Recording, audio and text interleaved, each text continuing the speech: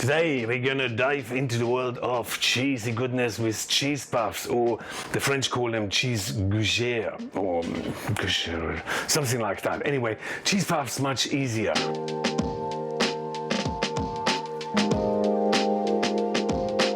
Who wouldn't want to bite into one of those golden, delightful cheese puffs? And I'm going to show you how. Okay, let's get started. So switch your oven on to 220 degrees Celsius or 440 degrees Fahrenheit. And ingredients are eggs, flour, cheese, water, butter, and flavorings, of course. And you do have the recipe all in the link below. So there's quite a lot of science going on in that video today, and I'll tell you a little bit about it later on. It all makes perfect sense once you understand it. But the first thing is the equipment, and that brings me to baking paper. Now, when you make cheese puffs, which is choux pastry, you cannot use baking paper.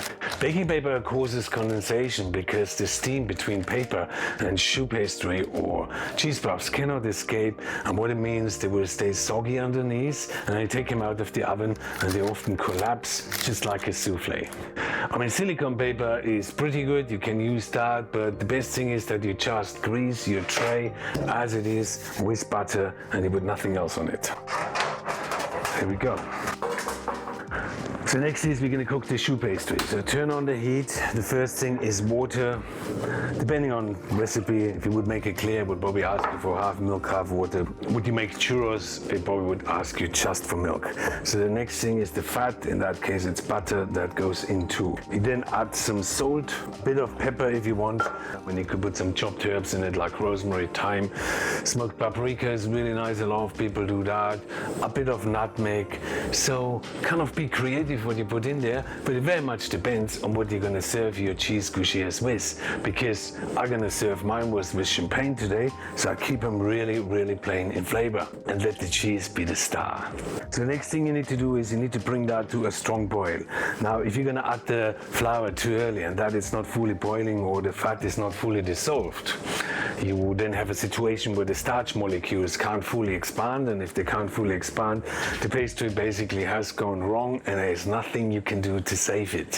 So bring that to a full boil. You then lower your heat to very low, and then you add all the flour in at once. You need to lower the heat because you don't want to have any burning. And then you just need to stir it quite vigorously, so it obviously does contain gluten, and that gluten network or gluten structure later on will really help you with capturing the air and the steam. But I'll tell you all about that in a minute. So just keep stirring that and kneading it. You need to do that for approximately 2 to 3 minutes at least. And during that time you will find that the pot literally becomes clean if you don't have too much heat, and the gluten gets developed and the dough forms a ball. So this is really essential that you keep doing that. It also dries the dough out a little bit. So what you learned so far is that you need to have the water and the fat boiling hot before you add the flour, and then you need to develop the gluten, dry the dough out a little. Great, so that's the first step. So that all goes in. So all the eggs go straight in. And the eggs should be 700 grams in a box. So that's perfect for that. Just keep beating that, keep stirring that together. Of course, you could do that in a mixer as well, but I'm too lazy to get one out, so just do that by hand because it's actually that simple. Now that step is really important too, because what I do here is actually I develop the gluten even further. Don't worry about the dough cooking the eggs. There's simply too many eggs to cook that dough, so it will be just fine. So first it looks like that, it doesn't look anything special, and then suddenly you might find it just all comes together really nicely. And that's basically how easy it is to make choux pastry. And if you watch my video on how to make it clear, I tell you all about the history of the dough and the chemistry in much more detail. So that's the dough now already. Next thing is the cheese. Now I use some Comte, some Gruyere, some beaufort, some Chantal if you want to. You can also just use a really sharp cheddar, or you can use a mild cheddar and you just sort of mix it with Parmesan cheese. I put all those versions in the recipe in the link below, okay? So cheese goes in, you beat that into, and the cheese should be grated quite fine, because otherwise you're not going to get it through the nozzle of that piping bag, you know what I mean? So that's it. Great. So next thing is we're going to pipe that onto a tray, and when you do pipe it onto a tray, it's extremely important that you do not go and put them too close next to each other, because you're going to have the temperature. You know, the temperature needs to go between those gougeres or cheese puffs.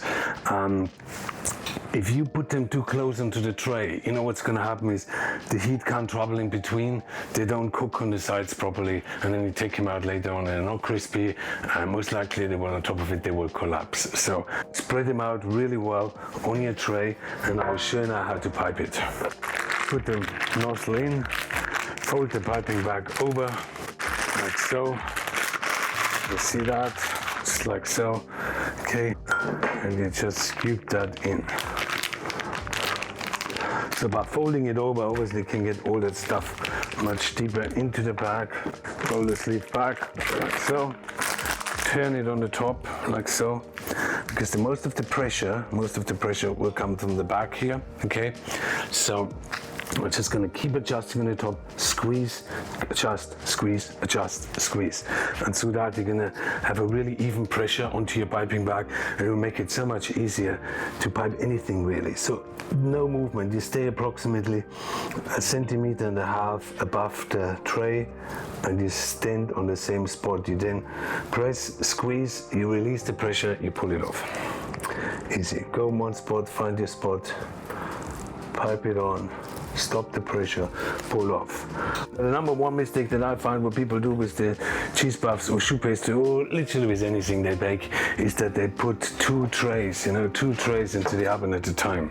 So that one can cook from underneath, that cooks from underneath, that cooks from the top, and then you take it out and it doesn't work.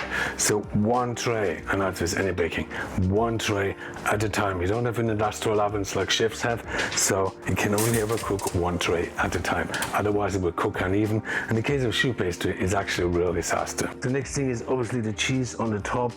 So you use the same cheese as you used in the cheese puffs, and you just put a little bit over it. Perfect. And now they go straight into the oven, where you bake them for approximately 25 to 30 minutes, depending on size. I will tell you in a second all about the science. Here we go. Just 5 or 10 minutes. Not much is going to happen, and that's usually the time when the outside skin forms, sort of when the starch congeals under the heat, and then later the water inside those cheese puffs, you know, the water you saw at the beginning, turns into steam. It basically struggles to escape through the partially sealed out sides, and it almost acts like a steam engine, where it sort of develops a lot of pressure from within, and it pushes the choux pastry, or it would be a loaf of bread or a souffle or a cake, and then it rises and then it swells. It basically has such a long cooking time. You only can take them out when all the water from inside those little cheese puffs or choux pastry has evacuated, and the buns get a sort of a hard shell where they become really crunchy. And for example, you take them out too early and there's still lots of water inside, which then turns from steam back into water, and that makes a choux pastry collapse or soggy, and then it failed. And that's why choux pastry, when done properly, is always hollow. Also all the water that was in there once has evacuated. Now I'll tell you, dangerously addictive.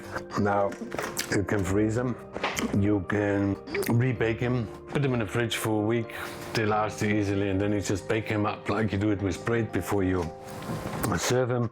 You can freeze the dough uncooked. So what I always do is I pipe it up, and then I put the tray into the freezer, and when it's frozen I take it all off and put it in an airtight container, and then I just take it out, let them defrost them on the butter tray, and then bake them, and then you're all ready and set for your dinner party. But since they are now cheese puffs, like you see them in so many recipes, but I want to make proper cheese puff. So I'm going to stuff my cheese puffs with a really nice sauce Mornay, and I'm going to show you now how to do that. So for that, again, the recipe is in the link below. You get a pan, turn on the heat, butter goes in, and you can make that all up for your dinner party. Basically, you have the cheese puffs ready, the sauce Mornay is ready. Just put them into the oven for a minute or two so they crisp up nicely.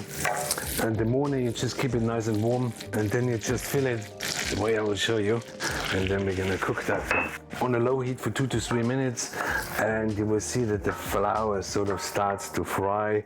It loses its stickiness. It becomes quite liquid. It actually starts to become more liquid than it was before. And when you reach that point, that's when you add the milk. And now you basically need to stand there and make sure you keep stirring that, because if you don't do that, you might get flour particles sinking to the bottom of the pan, getting trapped in those cracks, and the whole thing just starts to burn.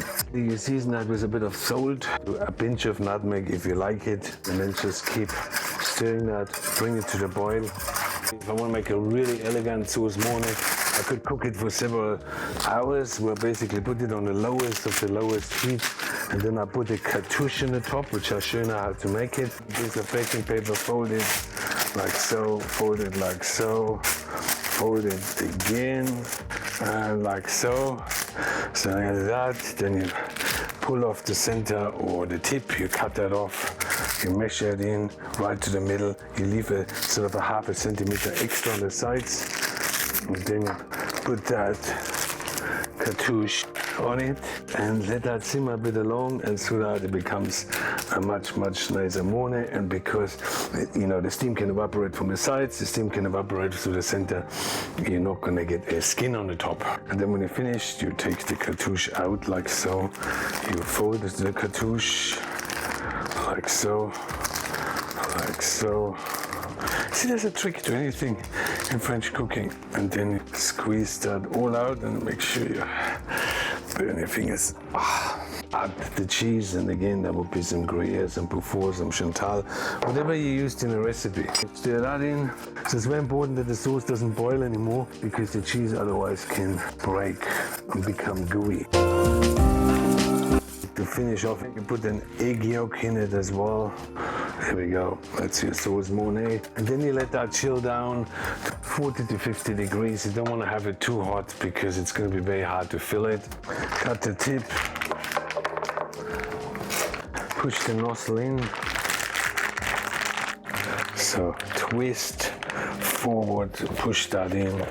And if you got that done, the sauce will not ooze out on the other side.